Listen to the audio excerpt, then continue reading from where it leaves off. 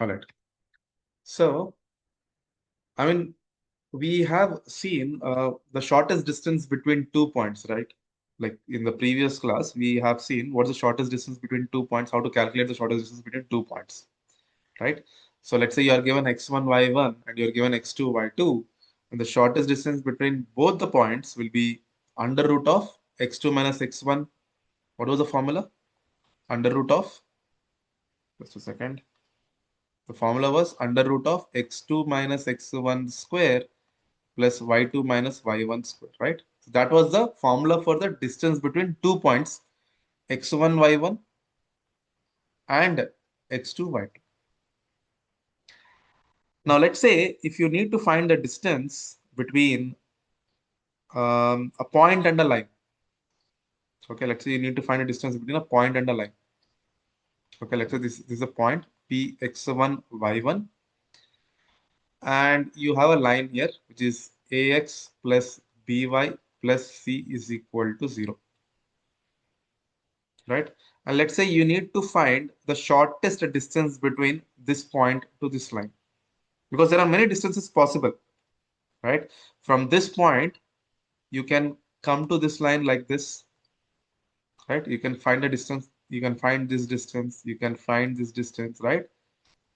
Right? But the shortest distance will be the distance which is perpendicular from the point P to this line. That is the shortest distance, right? So now, if you are given a point P x1, y1, and you have a line ax plus by plus c is equal to 0, then the shortest distance between the point and the line will be equal to ax1 plus by1 plus c under root of a square plus b square. Basically, in this equation, ax plus by plus c, you substitute this x1 and y1. And in the denominator, you have square root of the coefficient of x and y. Right? So that's the distance between the, or the shortest distance between a point and a line. Okay. Modulus, because distance is never negative, it has to be always positive. Right. So in the previous class, we have seen how to find the distance between 2 points. Here we are seeing how to find the distance between a point and a line. Now let's see how to find the shortest distance between two lines or two parallel lines. Let's say you are given two lines. Let's say this is ax plus by plus c1 equal to 0. This is ax plus by plus c2 equal to 0. Right? Let's say you are given these two parallel lines. Yeah. How am I able to say these two lines are parallel? Because slope of this line is what? Minus a by b. Slope of this line is also what? Minus a by b. So if the two lines slope are equal, then obviously these two lines are what? Parallel. Yeah. Now, the shortest distance between them again will be perpendicular to each one of them, each of the lines. And then that shortest distance is equal to C1 minus C2, difference between the constants, divided by a square plus b square. Difference of the constants divided by square root of the coefficients of x and y. Again, a modulus, because distance can never be negative. You should always get, even if you are getting a negative value, you have to make it positive because distance is never negative. Okay? And a very important point here is make sure that the x coefficient and y coefficients are, like the x coefficient here in the first line and the second line should be equal. Y coefficient in the first line and the second line should be equal. If not, you multiply them so that the x coefficient and y coefficients are equal for both the lines. Now, I have a question here. So here we have seen what is the shortest distance between two parallel lines, right? Now, let's say if I ask you what is the shortest distance between two non-parallel lines? We got a shortest distance between two parallel lines. The formula is C1 minus C2 under root of a square plus b square, which is fine. But if I ask you what is the shortest shortest distance between two non-parallel lines, then what you will say?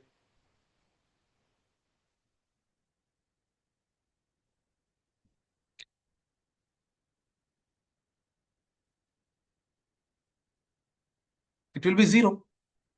Why? Because the lines will somewhere they will meet, no? And the point where they meet, the distance between them will be 0. Right? So distance between two non-parallel lines will be equal to 0. The shortest distance between two non-parallel lines will be equal to 0. Right? Whereas this is the shortest distance between two parallel lines. And this is the shortest distance between a point and a line. All right. All right. So that's about shortest distance. Now let's discuss about the relationship between a line and a circle. There are three relationships between a line and a circle. There are three types of relationships between a line and a circle. Okay. The first one is that the line and the circle are like this, which is non-intersecting relationship. Like they don't intersect each other. They don't touch each other. The second is that the line is touching the circle at exactly one point. The line is touching the circle at exactly one point. In that case, the line is called as tangent. And the third relationship is that the line is passing through the circle in which the line cuts the circle at 2 points. And in that case, the line is called as a secant. Okay, so there are three kinds of relationships that are possible between a line and a circle. One is non-intersecting. Two, it can be the line can be a tangent. Three, the line can be a secant. All right. Now you see, now that you know the distance between a point and a line, that just now we have seen now the distance between a point and a line, how to calculate, right? So now what I'm saying here is, in case of non-intersecting, remember this point, very important point I'm going to tell you now. In case of non-intersecting, the distance between the center and the line, the distance between the center and the line is greater than the radius. The center is a point, the line is there. You know how to find the distance between a center and a line. You can apply this formula, right? So in a non-intersecting relationship, the distance between the center and the line is always greater than the radius of the circle. Whereas if it's a tangent, the distance between the center and the line is equal to the radius of the line. Whereas if it is a secant, the distance between the center and the line is less than the radius.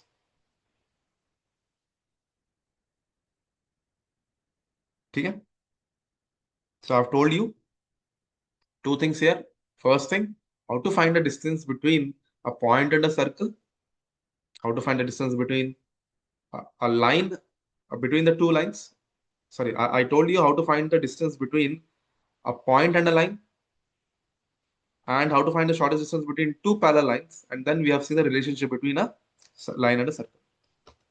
Okay, please solve this question. This is from your handout. If the center of the circle is 5, 7 and 5x plus 12y plus 8 is a tangent to the circle, then what is the radius of the circle?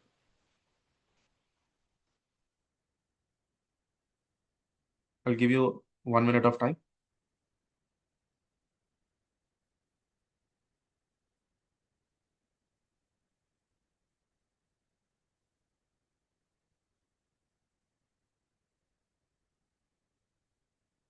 Understand this. If he has given you the center of the circle, which is 5, 7, and he's saying that this line is a tangent, that means the line is touching at only one point. In that case, the distance between the center to the line is equal to the radius. Yes or no? The radius will be equal to the distance between the center and the tangent, right? So can I use that formula ax1 plus by1 plus c by under root of a square plus b square? So 5 into 5 plus 12 into 7 plus 8, um, sorry, divided by under root of a square plus b square. How much it will give you? 25 plus 84 plus 8, which will be 92 plus 25. 117 by 5 square and 12 square is what? 25 plus 144, which is 169. 117 by 30. Yeah, I think it is going 9 times. 9 3 is 27.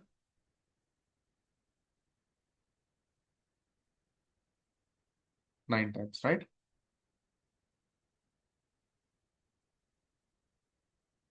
So what is the radius of the circle? 9. 9 units.